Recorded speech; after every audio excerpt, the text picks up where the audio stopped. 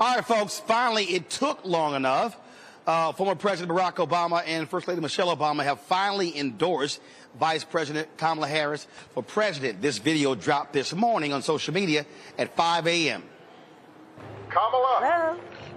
Hi. Hey there.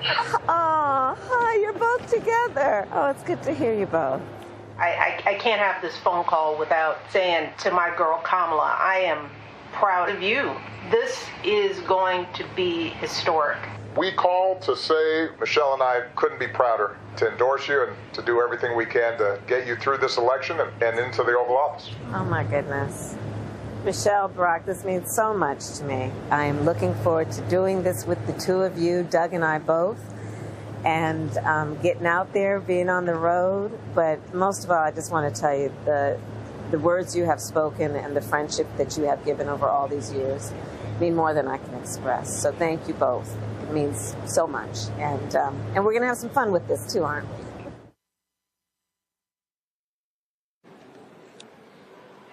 All right, folks, let's go to my panel. Michael Imhotep, host of the African History Network show, joining us out of Detroit. Matt Manning, civil rights attorney out of Corpus Christi. Killa Bethea, communication strategist, normally out of D.C., but she's actually here in New Orleans at the National Urban League. All right, let's get right into it. Kelly, it took them long enough.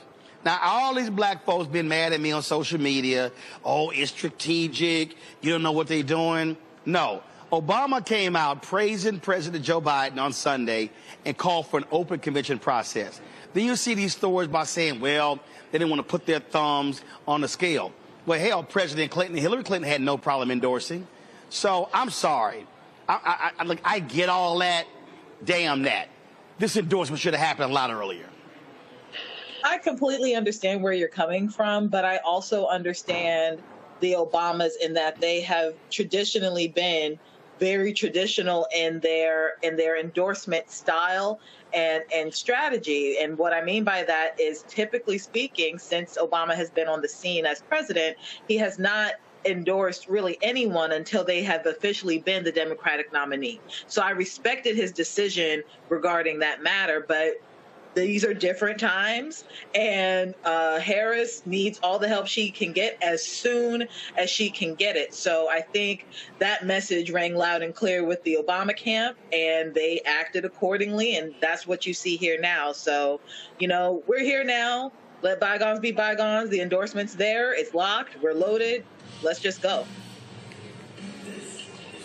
You know what? I get it. I get the whole traditional thing here, Matt, but ain't nothing traditional about this race. And I just think, as all the potential, potential candidates begin to endorse her, fine. After that all happened on Monday, this should have came on Tuesday. And you saw what happened by the afternoon on Monday, I believe. Even Nancy Pelosi had to endorse Kamala Harris.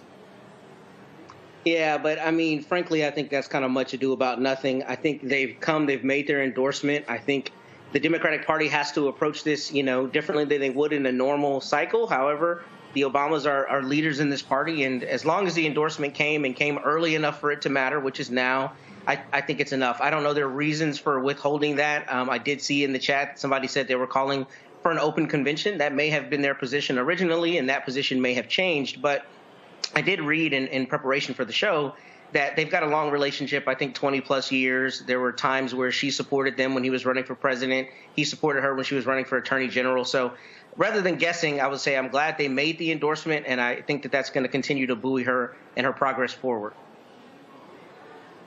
Well, that's my point, Michael. If you got a long relationship, damn it, you should have been a lot quicker.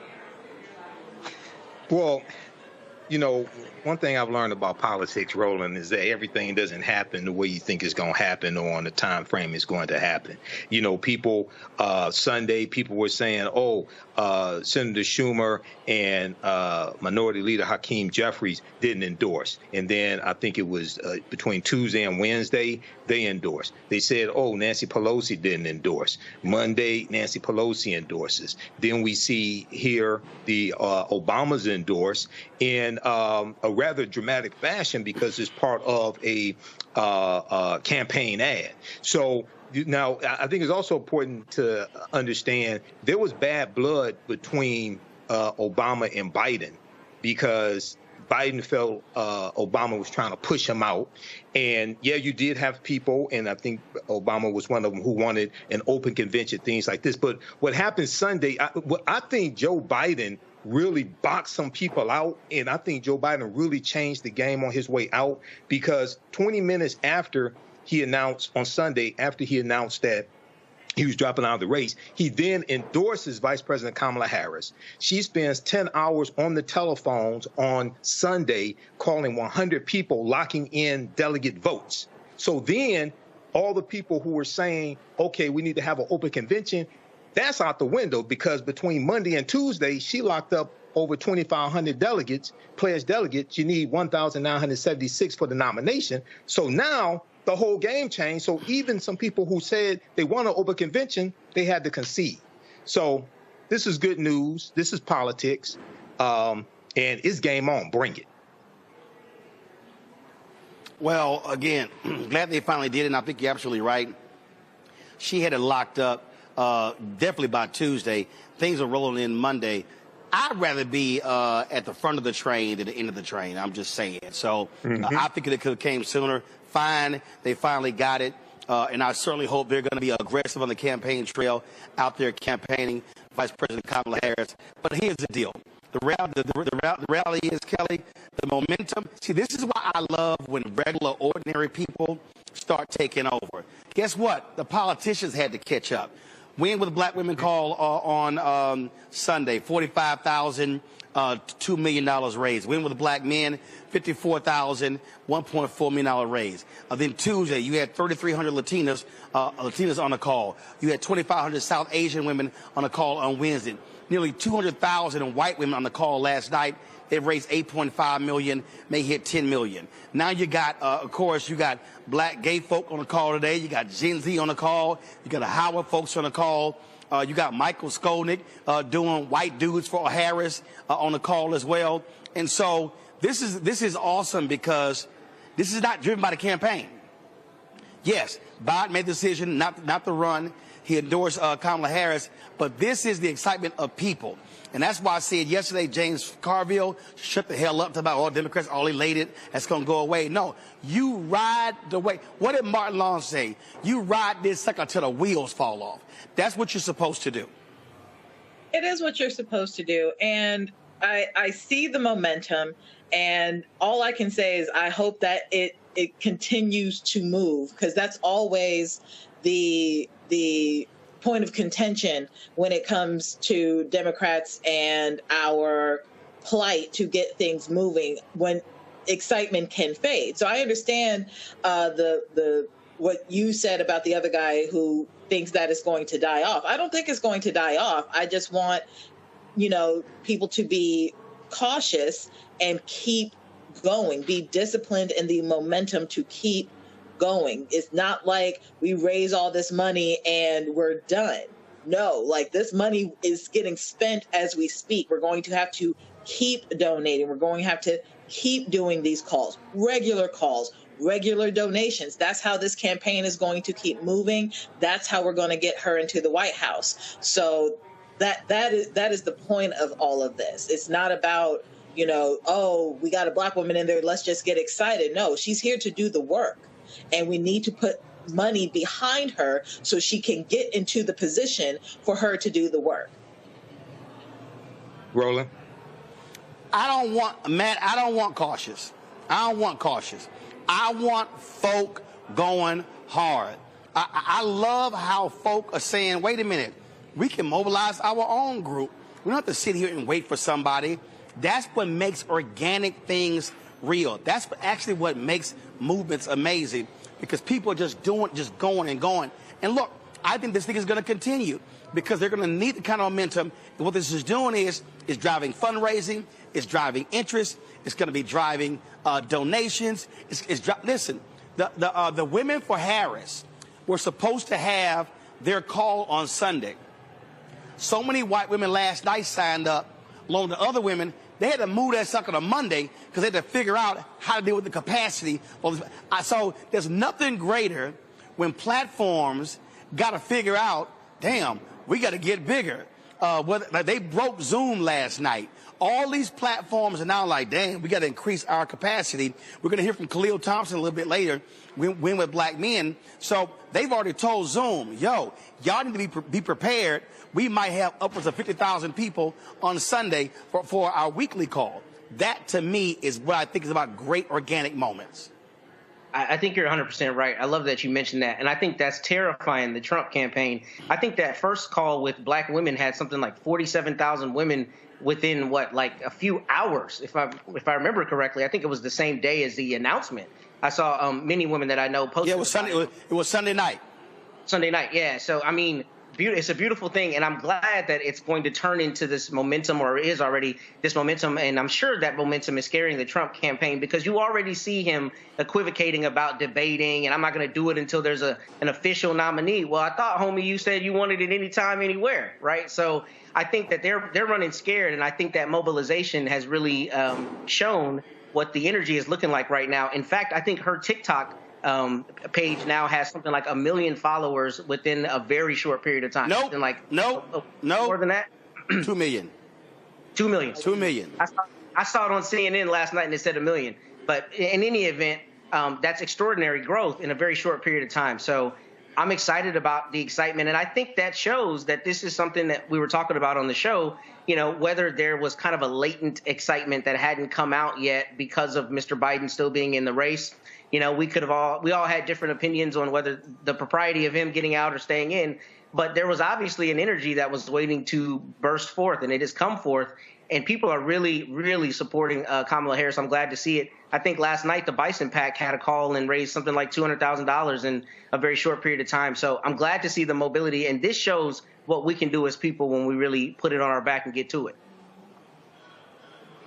Well, I'm going to tell you right now, the energy is amazing. Folks are jazzed up. And Matt, Yes. Michael, Matt said something I think is important. When he said the Trump folks should be scared, and they should be, because the one thing that you don't want, and the polls are already coming out. Swing state polls are already coming out. Gap is being closed. Harris is actually up in 2 of the 3 states. And so what you never want your opposition to get knocked down and then get up, meet the A count, and start swinging back. And so they're now in a free fall because you got crazy J.D. Vance. All of his nutty stuff is coming up, saying how he wants parents to pay lower taxes. He doesn't believe that people who don't have children should be participating in the electoral process. And first of all, y'all don't look at us. You the fools who didn't vet that idiot. Mm-hmm. Exactly. So there's a number of things here. First of all, Roland, I was on the Win with Black Men call Monday night. Thanks so much for putting it together. I also donated. I was one of the 20,000 African-American men on the call. I shared the information on my social media platforms. The one suggestion I would make is for the next one, Roland, have some Sigmas on talking, like somebody like me, okay? Because I ain't seen any Sigmas. But, I'll forgive you this time. First of all, let me be real clear. If we throw a rock, we can hit an alpha in leadership. Don't blame us for that. That we can't throw a rock and hit a Sigma in leadership. Oh, Roland, you can hit Sigma in leadership as well. Michael. Now, Michael, it ain't that many Sigmas in leadership compared to alphas. You can talk to Sigmas that you have on this show dealing with politics, like myself, okay? But let's continue. That's one. That's one. It only takes a few of us. Okay. To rock this badass stuff. That's all you need. All right. Listen, don't hate because alphas rule. You need to finish your little comment because all you're doing is embarrassing yourself. No, come on. I'm gonna make it live. But so you talk about enthusiasm. When I was in sales decades ago, 20 years ago, we had a saying, enthusiasm is contagious. What we're seeing now, I was looking at an article from TheGuardian.com today that was interviewing Gen Zers, and they were saying they were not going to vote in this election for president, but now that Vice President Kamala Harris is a candidate for president, they are engaged and they're going to vote. And this causes people to actually study policy, to understand how policies impact them. What happens in Washington, D.C., how it impacts you on the ground level. And people want to get engaged, want to get involved. And this reminds me also of the modern day civil rights movement, where, contrary to popular belief, Dr. King was not the leader of the modern day civil rights movement. You had grassroots movements, you had other organizations as well. So you had people organizing at the grassroots level in the modern day civil rights movement, as well as today. But J.D. Vance is scared. Donald Trump is scared. The Trump-Vance campaign already said a few weeks ago that J.D. Vance would not debate Vice President Kamala Harris in the vice presidential debate. Okay, now you have Donald Trump backpedaling, and the reason why he's backpedaling is because criminals are usually afraid of prosecutors, and she is going to prosecute the hell out of Donald Trump, and he knows it, and he's scared, and he should be scared. So we're in it to win it. Is Harris and whoever she picks as her nominee, but we have to mobilize, engage like never before, because this election right here is the most consequential election since the 1876 presidential election that brought about the end to Reconstruction. So this is about life or death. Yep, and I'm glad you mentioned Dr. King. He was an alpha. All right, y'all, got to go to a break and come back. Gen Z is having... Williams was a Sigma. Gen Z, you don't want to start. You don't want to start. You do not want to start. The roll call is too deep, son. It's too deep. You know this. All right, when we come back, Gen Z is having their political call. We'll talk to them next about that right here on Roland Martin Unfiltered on the Black Star Network. All right, let's go back to our panel. Michael, the point that Mark Morial made there about good economic news. I was reading a story earlier today that said that Biden Harris have not been able to really break through with their message when it comes to economics. I think this is an opportunity for Vice President Harris to actually do that, to really create a cohesive message. I got one graphic that showed that the manufacturing that has happened under Biden-Harris, we haven't seen this level of new manufacturing in 100 years. Manufacturing jobs, 800,000 manufacturing jobs. Absolutely.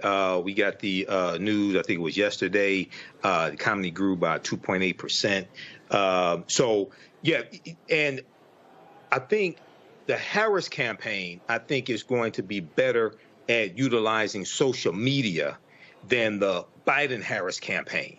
And you've got to utilize social media, TikTok videos, Instagram videos, Facebook, YouTube, all of that to flood the zone to counter the misinformation and disinformation that's out here. I was looking at the chat here on YouTube, and somebody said we want tangible policies from Harris and things like this. You got tangible policies from Biden-Harris, $16 billion for HBCUs, record number of funding for HBCUs, 2.6 million jobs for African Americans, the fastest growth of African American businesses in 30 years. You had an Imhotep anti-lynching bill, the first anti-lynching bill in 122 years. You had 15 million jobs created. You had the lowest unemployment rate in April 2023 at 4.8% for African Americans. You had 1 million African American children lifted out of poverty because of the $1.9 trillion American Rescue Plan that no Republican Right. But the point I'm making there is, that is a lot there. But you have to create a cogent message that breaks through where people go, oh, I get it. And the problem is that's what they have not been able to do. They haven't been able to do it, and you have to direct people to where the information is. Put it where the goats can get it, as my frat brother Joe Madison said, our ancestor Joe Madison, my frat brother Roland. Put it where the goats can get it as well. So, and then an election is binary. And one of the mistakes that people make is they just look at the Democrats, but they don't compare that to the policies of the Republicans.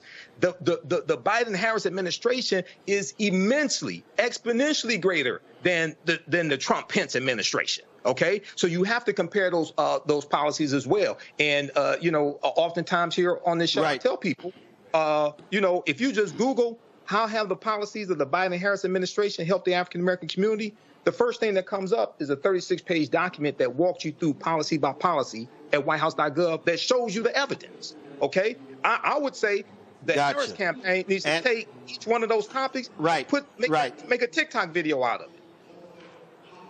Well, as Joe Madison's mentor, Dick Gregory, my frat brother, would say, yes, you actually have to give them the right information. Just letting you know. Listen, communication, being able to communicate is a huge part of this. You can't make it complicated, Kelly. You got to make it simple. You don't have time to explain folk in 20, 30 minutes. And so I think the Harris team really has to figure out what that message is going to be, speaking on the economic issues, because people still, yes, all these other things are happening, growth of the economy, all those things, but if people are still being impacted by rent, as I said to Mark, by food prices, things like those lines, that's what they're feeling on an everyday basis. Absolutely. And we've talked about this on your show ad nauseum, that Democrats can have to get off of their high horse when it comes to communications and really meet people where they are and start talking in layman's terms, meeting people where they are when they communicate what exactly is going on in the administration. Because, like everybody on the panel has said today and in panels past, the Biden-Harris administration has done so much. And it is unfortunate that it is only communicated in an infographic right now in order to push Harris to the finish line of the presidency. But again, we're here now. Something like you said earlier, I've been at the Urban League conference all week, and Representative Jasmine Crockett was recently on a panel today. And one of her big things that she said that pushed her to the finish line in her campaign when she was running for her state position back in the day was she talked to people experiencing homelessness, and small acts of kindness such as giving them water pushed them to vote for her. She didn't realize that they were registered voters too, and they listened to the issues too, and they voted for her because for the first time in a very long time, if ever, there was a politician who listened to them and actually cared about what they cared about. And those are the types of communication styles that need to happen up and down the ballot, certainly with the Harris administration. We're speaking that into existence, the Harris campaign, right? Where we need to meet people where they are, and we need to listen to them, not just hearing them to hear or, passive aggressive listening. We need to actively listen to what people have to say and incorporate that into our communication styles moving forward. And the reality here, Matt, that is, listen, by having a different candidate with a different style, I think you're absolutely going to see a different type of messaging. We've already seen it for Harris for president. I think you're right. And I think she's at a huge advantage because as lawyers, especially prosecutors who have to prove cases, most of the time, those lawyers are able to effectively, in a bullet point or in short succession, explain to people why their case should be proven, and in this instance, in a policy context. Vicky Kirkendall in the comments on YouTube said basically exactly what I was thinking. I think their messaging not only needs to make it layman's terms and as simple as possible, but that messaging needs to correlate to quality of life issues. I think the most effective messaging is if they say, our policy is X, and what that ends up being is X more dollars in your pocket, or X other program that you're able to avail yourself of to make your life better. And I know they've done that to some extent, but one of the things I've seen people complaining about is we don't really know what Kamala's done. She doesn't really know what her plan is. She hasn't told us her plan. I think the messaging going forward should be as direct as possible, and it should be directly tied to quality of life issues because, as we've talked about on the show before, there's a strange phenomenon in this country right now where a lot of people feel the economy is in much worse shape than it actually is by all objective metrics. And I think one of the ways to close that gap is to say this policy turns into this much more money in your pocket, in this program, or that correlates to this other government benefit you want to make use of. I think that connection is the necessary part of the messaging because that will put into people's minds the proverbial chicken in the pot they can expect from her administration as opposed to what Mr. Trump is planning to do if he's reelected. All right, then. Matt, Kelly, Michael, I appreciate y'all being on today's panel. Thank you so very much. Visit our website, AfricanHistoryNetwork.com. AfricanHistoryNetwork.com, so you can register for this full 12-week online history course. And I'm getting ready to, as soon as I finish this broadcast, we're going to jump in the class of my online school and start teaching class number 1. So these classes will be on Saturdays, 4 p.m. Eastern Standard Time. We're running a little behind schedule today, so I had to get everything set up. But go to our website, AfricanHistoryNetwork.com, scroll down the page. You'll see the second class that I teach, Black Resistance Movements, Christopher Columbus, the Haitian Revolution, and Black Power Movement, 1492 to 1968. We do that on Sundays, 4 p.m. Eastern Standard Time. So click right here to register for the second course. You can register for the course bundle for both classes on sale for $120. Click right here to register for the course bundle. This content is PG-13, so you can use this with your children also. I don't do a lot of cursing. It's nothing like that. It's a very visual class. So we have 200 slides in the PowerPoint presentation, video clips that we look at, book references, 80 to 100 articles. And then, we have class number 1 of Ancient Kemet, the Moors, and the Ma'afa, Understanding the Transatlantic Slave Trade. Click right here to register for that. And the class lesson plan is here for the full course. You can download the class lesson plan. Okay, so there's a ton of information that we cover in this class. I'm just giving you a brief overview. Okay, so have you all learned anything so far? How do you all like this type of information? And who still needs to register for this class? So when we scroll down, we look at some of the other content that we'll cover. We'll look at archaeological discoveries that keep causing the scientists and archaeologists and paleontologists to push the timelines back. And these are archaeological discoveries that show an African presence in parts of the world earlier than people thought. Okay. So there was one good article, Recap Humans Are 100,000 Years Older Than We Thought. This is from the New York Post.